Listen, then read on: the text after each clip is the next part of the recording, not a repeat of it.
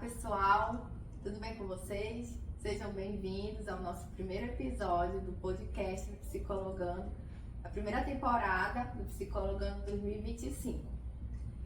Nós estamos no mês de maio, né? Um mês muito especial, muito importante, que é o mês que a gente comemora o Dia das Mães, né? Então, hoje a nossa conversa vai ser sobre a saúde mental materna, mais especificamente sobre a saúde mental materna no ambiente universitário.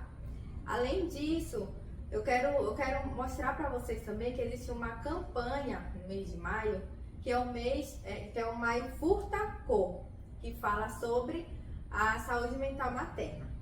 Para a gente conversar, eu trouxe como convidada a psicóloga Luana Brito. Oi, Luana, seja bem-vinda. Obrigada, Dani. A Luana, ela é psicóloga clínica, especialista em saúde mental perinatal e parentalidade. Bem-vinda, Luana, mais uma vez. E para a gente começar essa conversa, Luana, eu queria que você falasse um pouco sobre a sua trajetória pessoal e profissional e o que te levou a buscar o estudo nessa área da saúde mental materna.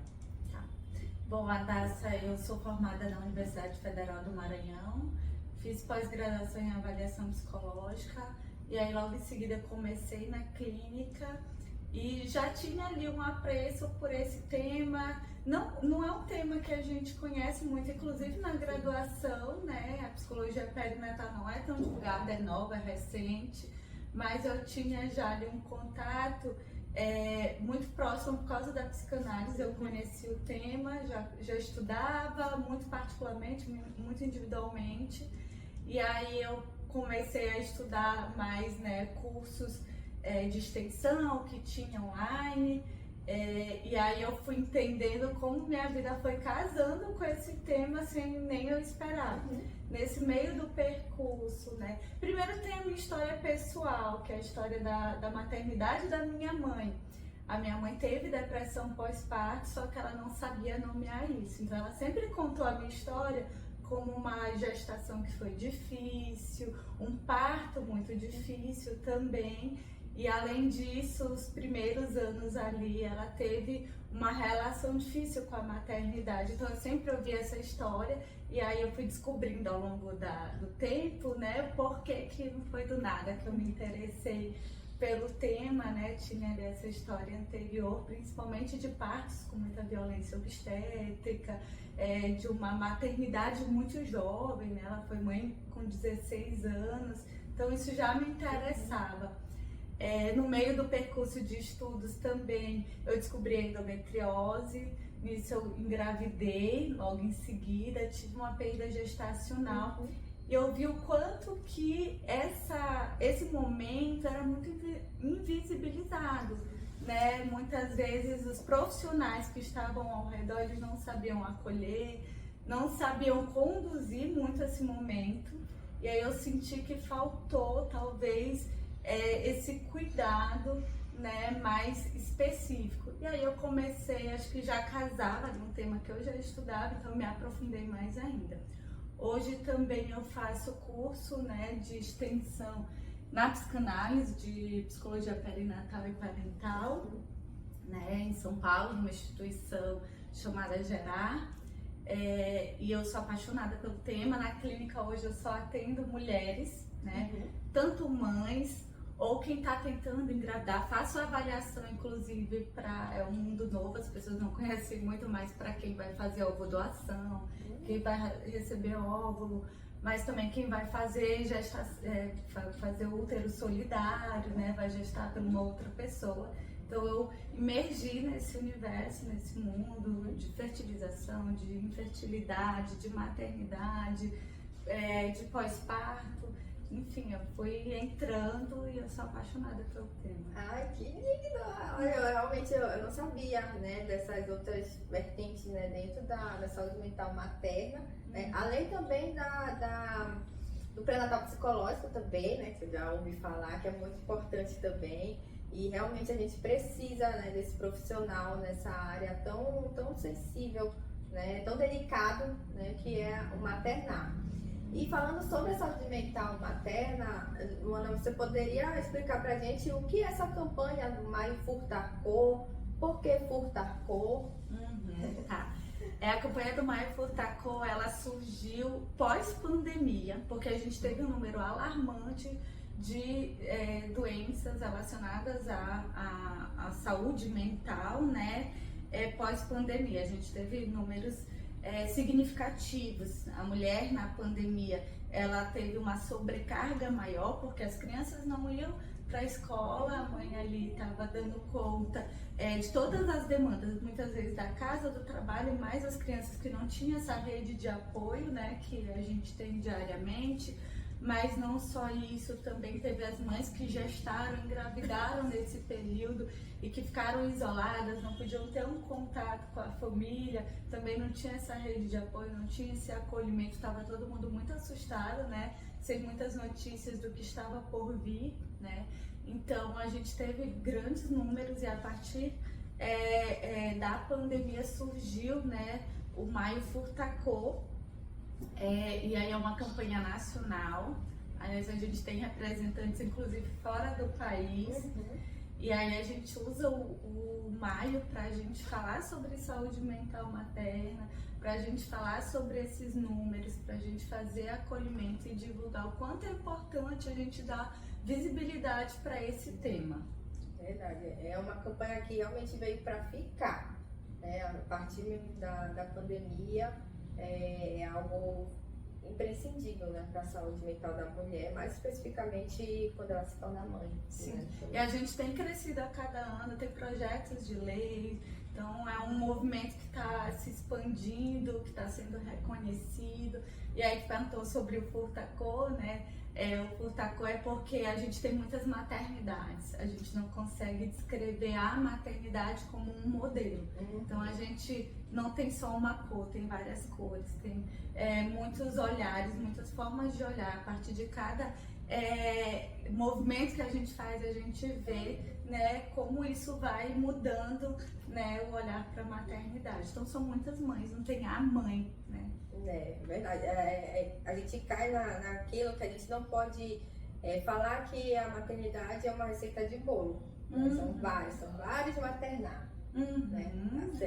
A maternidade da mãe preta, da mãe pobre, da mãe branca, da mãe indígena é completamente diferente. Então não existe esse modelo ideal, perfeito, uma forma de uma forma, né, que caiba a todas.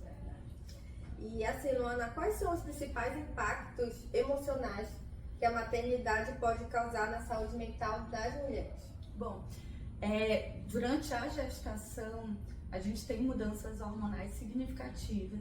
É um dos momentos que a gente tem maior probabilidade de adoecimento mental no ciclo da mulher. É ali no início da menstruação, né? Na gestação e também quando está no período de... quando a mulher tá na menopausa, desculpa, esqueci o nome, na menopausa. Então a gente tem esses momentos que tem mudanças hormonais, mas não só isso, também sociais, mudanças de estilo de vida e que a mulher precisa de uma adaptação.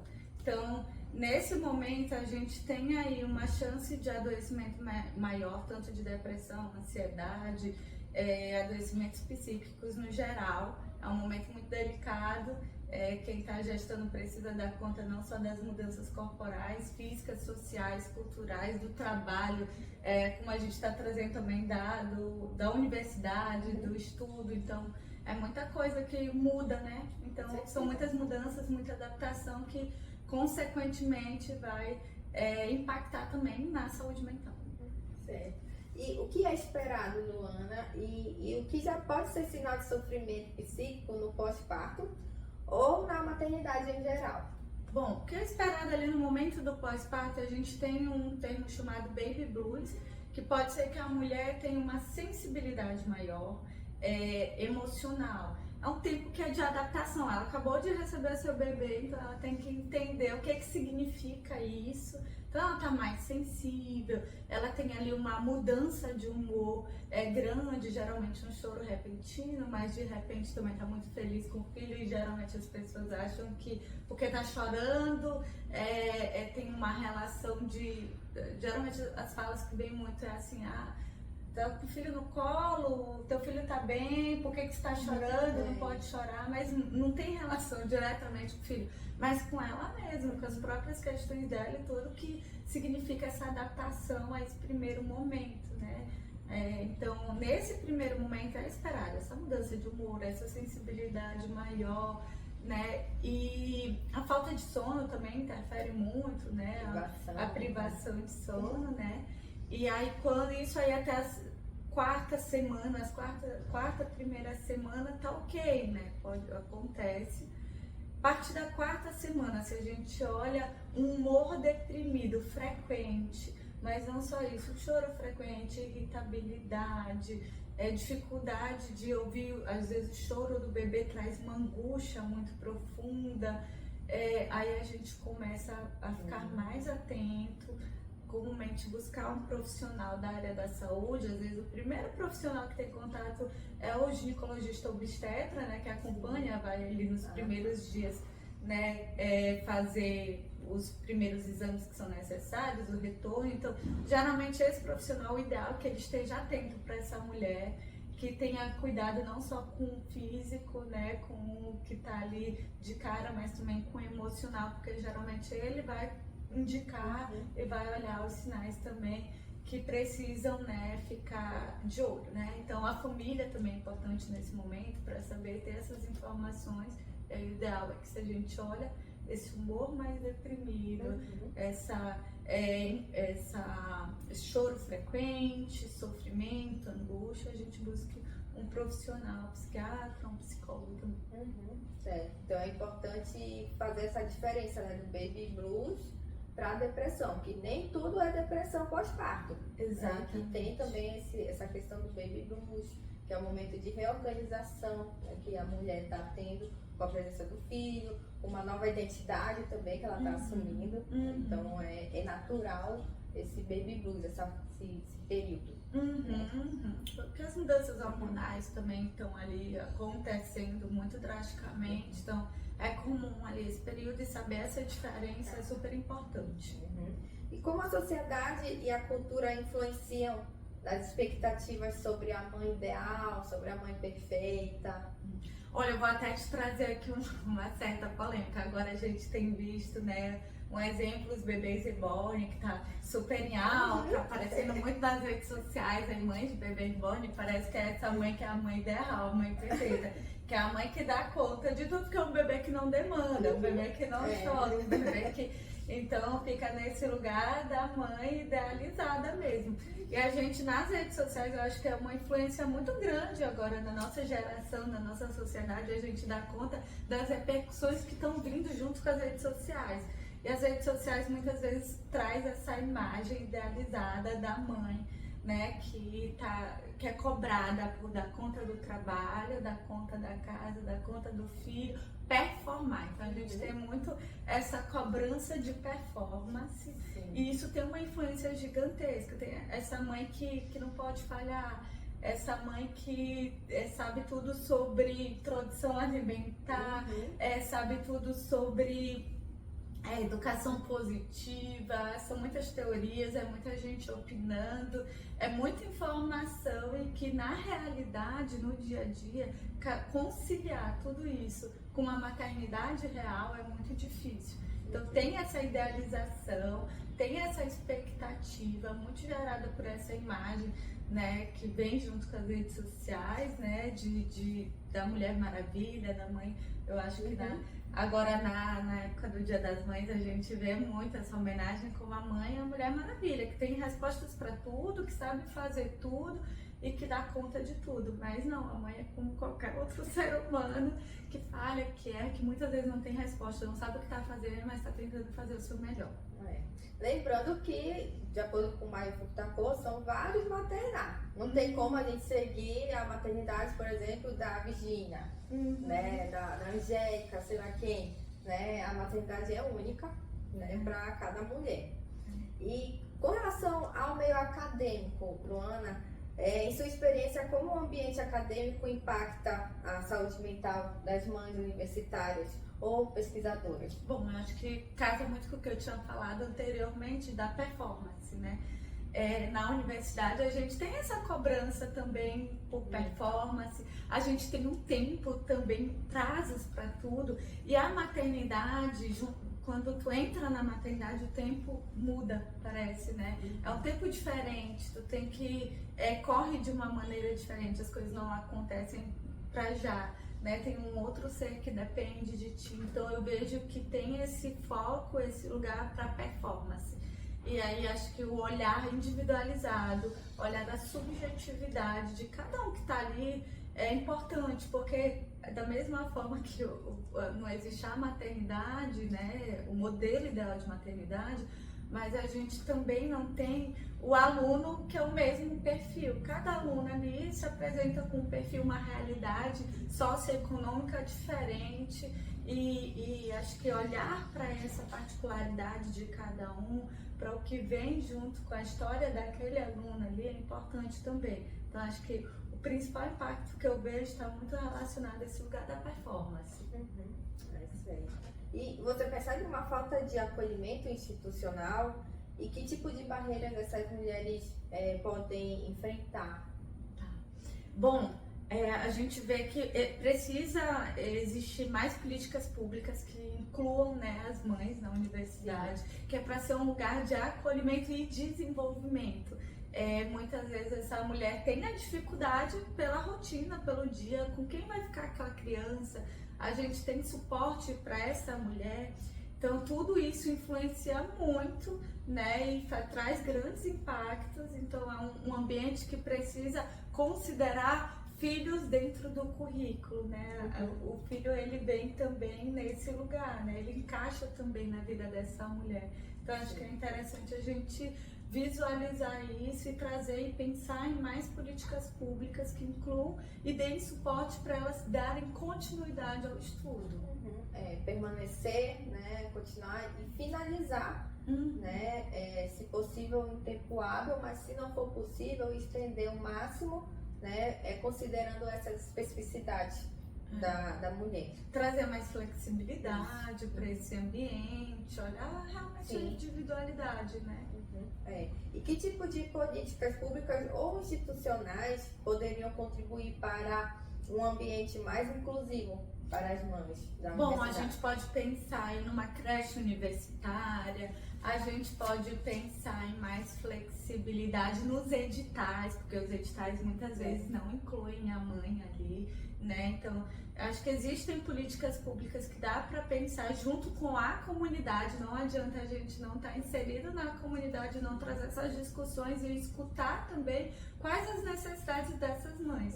Mas que é um lugar que é para ser porta aberta, para que todos consigam, né, entrar, dar conta, ser suporte, acolhimento e desenvolvimento para essas mulheres. Eu sempre falo que a maternidade ela traz um potencial muito grande. Eu falo que quem faz a gestão de uma casa, de uma criança, de tudo que vem junto, dá conta de muita coisa, viu? Então, tem uma série de potencial que dá para desenvolver, de trazer essa potência também, de olhar essa potência para essas mães e trazer a escuta delas, o que elas precisam, como é que a gente dá suporte de uma maneira efetiva, de uma maneira real, para além só desse distanciamento, né? Acho que aproximar as mães, né, para fazer essa escuta e que essas políticas públicas sejam efetivas de acordo com a necessidade desse público.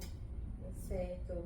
Realmente é muito importante isso que você está falando, Luana. A gente, só reforçando aqui que a gente já tem, né, a Lei Nacional da Assistência Estudantil, que garante o acesso à permanência, né, de todos, inclusive da mãe que se tornou mulher na universidade, né, com alguns auxílios financeiros, como creche, né, só que ainda assim se torna insuficiente, né, porque essa ideia de creche universitária também seria importantíssimo, né, mas claro que com profissionais qualificados também, né, para isso a gente precisa também correr atrás, buscar também nas políticas públicas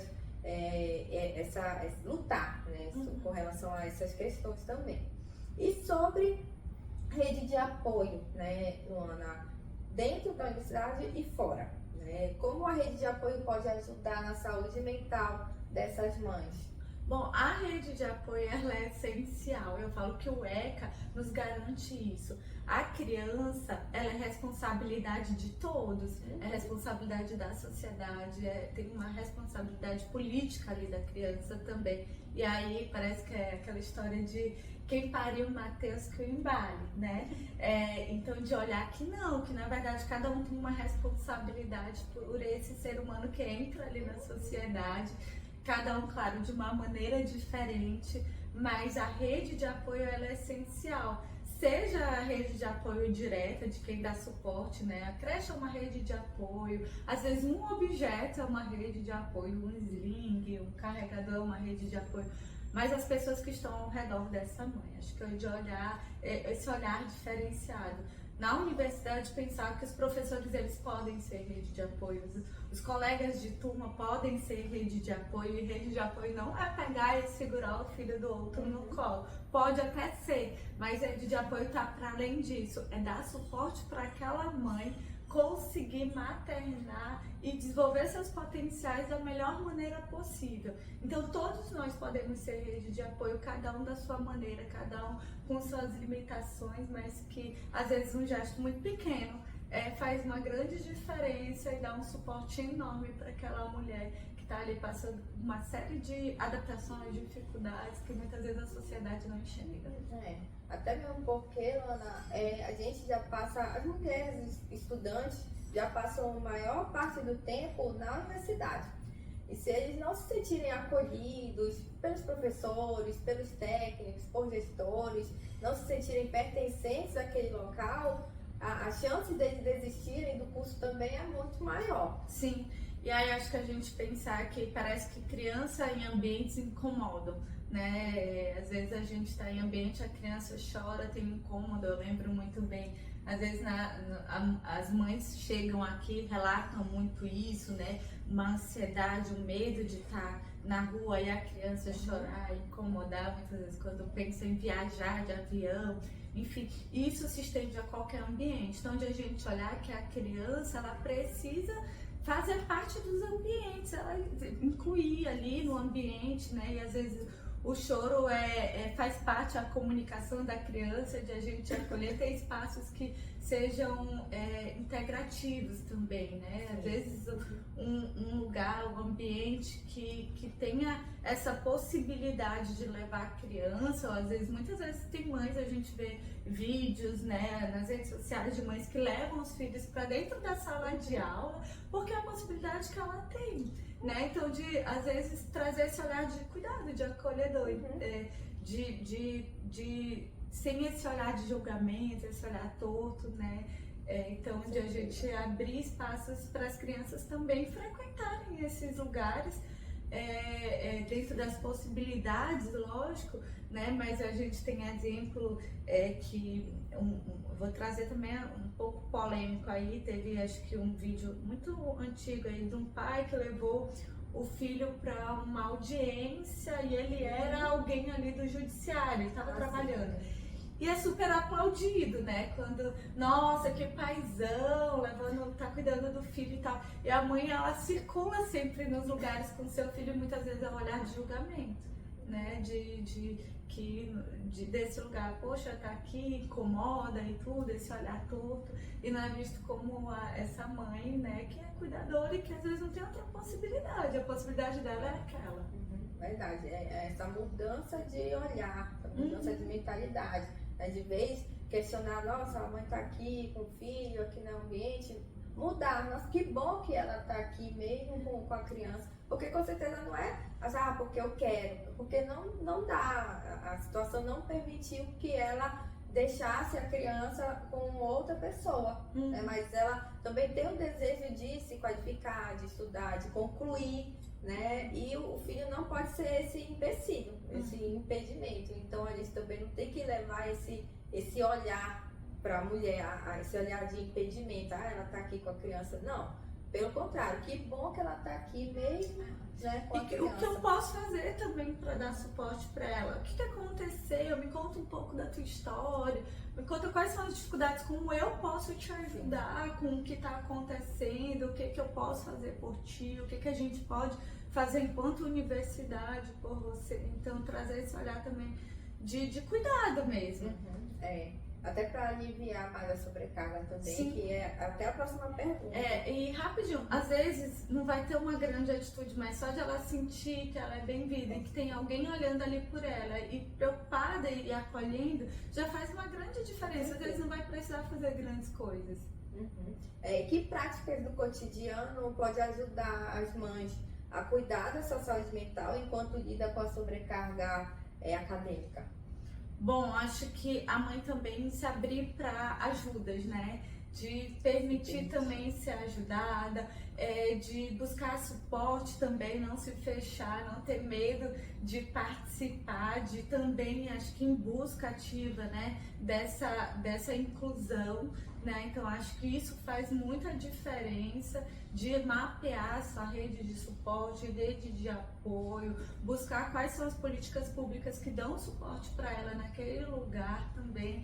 E acho que não ficar no lugar do medo mesmo, ir atrás e de fato correr atrás dos seus direitos e também ocupando os lugares é importantíssimo.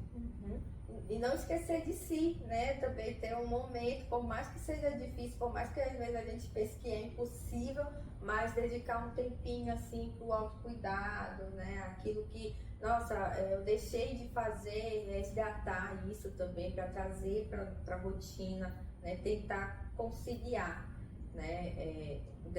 Dentro do possível. E às vezes o autocuidado também é entender seus limites, entender também os seus desejos, não só isso, acho que enxergar suas potencialidades, porque acho que muitas vezes fica muito nesse lugar de não conseguir se olhar, né? Então, enxergar seus potenciais, o que eu aprendi com a maternidade, como me transformei, ver o quanto que é possível mesmo ir atrás dos seus sonhos, por mais que seja difícil, mas a gente buscar o maior suporte possível. Bem, a gente já está caminhando para o encerramento desse diálogo, dessa conversa, Luana, mas aí eu queria que tu desse algumas orientações, né? Que orientações você poderia dar para as mães que estão na universidade e se sentem sobrecarregadas? Primeira coisa, acho que de orientação de fato, é olhar para si, né? Olhar quais são os seus sonhos, os seus desejos, buscar suporte.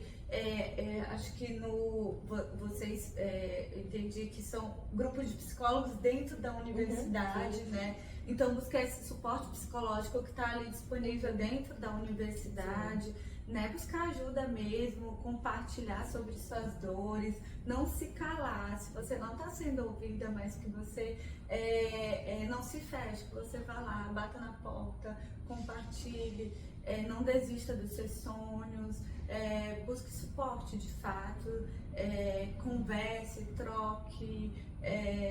Eu acho que é o que a gente consegue de melhor, é o diálogo mesmo. Certo. E até quebrar esse preconceito até de buscar o psicólogo, né? Porque, mas eu não tô doida, eu não preciso, né? Mas reconhecer os seus limites, reconhecer, nossa, eu tô sobrecarregada, eu preciso de uma escuta qualificada, de uma escuta diferenciada, então eu vou procurar, né, o psicólogo da assistência estudantil ou em outros locais que pode ser mais acessível, né, também. Eu acho que também, só para encerrar, estar entre pares também, conhecer outras mães, se reunir com outras mães, compartilhar sobre as dores, né, compartilhar soluções. Então, acho que estar entre pares, se sentir incluída, sentir que não está sozinha também é muito interessante, muito importante. Eu acho que também fazer um convite para onde você estiver, na cidade que você estiver, buscasse a campanha do Maio Furtacô. Tem uma série de profissionais, de mães, de uma série de pessoas que estão ali para acolher. Então, acho que buscar também esses movimentos que estão acontecendo para que você se junte e a gente busque soluções, ou que no mínimo a gente traga acolhimento. E que mensagem você gostaria de deixar para os professores, técnicos, gestores acadêmicos sobre esse tema? Acho que muitas vezes a gente está ali imerso ao dia a dia, à rotina, as demandas que não são poucas, a teoria, né, o que é necessário ser feito, e a gente esquece de olhar particularmente que cada estudante que está ali tem uma história, tem uma vida, que para além de estudante, muitas vezes são mães, pais, filhos, e que tem questões muito particulares e que a vida se atravessa. A gente não é fragmentado, né? Não tem como não influenciar. Então, esse olhar mais cuidadoso, mais carinhoso, que você seja rede de apoio, que você seja acolhimento, que você, para além de ter esse distanciamento, essa hierarquia, mas que você se aproxime do outro, né? E traga esse olhar humano mesmo, de quem é que está ali, qual é a história, o que eu posso fazer por ti, dentro das minhas limitações, dentro da realidade, o que a gente pode pensar juntos, o lugar da escola, da universidade. É um lugar de desenvolvimento, né? Então, o que eu posso fazer para desenvolver essa pessoa? Então, acho que esse olhar mais carinhoso, mais cuidadoso, de enxergar, para além de estudante, quem está por trás ali. Certo. E onde as pessoas podem encontrar mais informações ou entrar em contato com você? Bom, acho que vou deixar as minhas redes sociais aqui, né? Não só as minhas, mas acho que do movimento Maio Furtacô. A gente tem, em cada cidade tem ali o @Maio Furtacô e é o nome da cidade. O meu Instagram é psi_luana_brito, acho que psi.luana_brito. Vocês podem me buscar no Instagram. Lá tem meu contato também profissional. O que vocês precisarem, tirar dúvida, entrar em contato, estou disponível para palestra, para roda de conversa. É um tema que eu adoro falar, então é um prazer enorme estar aqui, né, e compartilhar sobre isso. Certo. Luana, muito obrigada. Eu quero te agradecer, né, por ter aceitado o convite, por participar desse momento, né, por compartilhar informações tão importantes, tão necessárias também para a gente. Tu gostaria de deixar alguma mensagem, alguma última mensagem? Eu queria agradecer também pelo convite. Eu acho que essa iniciativa de aproximar também a psicologia, o serviço que está ali dentro da universidade, da sociedade, né, interessantíssimo, para a gente quebrar tabus, para a gente, né, incluir de fato, mas para além disso, de a gente abrir espaço para olhar para esses temas, para esse tema que muitas vezes é invisível, a gente não fala muito, tá ali rodeado, as pessoas estão ali dentro da universidade, as mães, mas elas não têm um espaço, né, para falar sobre esse tema. Então, acho que dar parabéns para vocês por olhar para esse tema, agradecer o convite e falar o quanto é importante a gente ocupar lugares e dar voz, né, a assuntos como esse. Certo. Então, sempre que possível, Luana, a gente vai também te convidar para outras conversas também como essa. Podem contar comigo. Gente, obrigada por esse momento, vocês escutarem a gente. Se você conhece alguém que precisa escutar, né, essa nossa conversa, compartilhe, né, e não esqueça de nos seguir, né, seguir o psicologando.ufra, tá? Para mais conversas como essa. Então, até a próxima, pessoal. Tchau! Até mais!